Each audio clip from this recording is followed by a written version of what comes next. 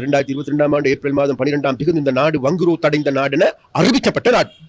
அப்ப வங்குரோத்து அடைந்த நாடுன அறிவிக்கப்பட்ட நாட்டில் தங்களுடைய அப்பனுடைய மாட்டனுடைய சொத்தென நினைத்து மக்களுடைய பணத்தை 167 லட்சம் ரூபாய் கரியாக்கி இருக்கிறார். சட்டவிரோதமாக பயன்படுத்தியிருக்கிறார். அரச சொத்துக்களை துஷ்பிரயோகம் செய்திருக்கிறார். அதனுடைய வெளிப்பாடாகவே இன்றைக்கு அவர் கைது செய்யப்பட்டிருக்கிறார். கம்பி எண்ணிக்கொண்டிருக்கின்றார்.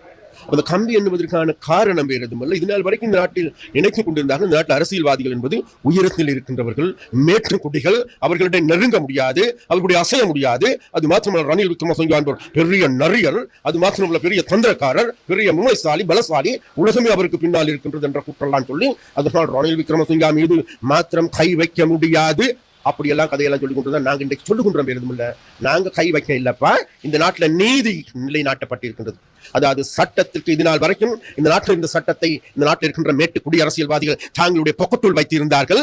அது இன்றைக்கு சட்டம் இன்றைக்கு நீதித்துறை சுயாதீனமாக இயங்குகின்ற ஒரு நிலைக்கு வந்திருக்கின்றது. அதை சுயாதீனமான இயங்குவதற்கான அனுமதி அங்கீகாரத்தை நாங்கள் கொடுத்திருக்கின்றோம். அந்த சுயாதீனமான நீதிமன்றம் இன்றைக்கு சுயாதீனமாக விசாரித்து மக்களுடைய பணத்தை கொள்ளையடித்தவர்கள் யாராக இருந்தாலும் அவர்களுடைய தராதரங்களை பார்க்காது நடவடிக்கை எடுத்திருக்கின்றது.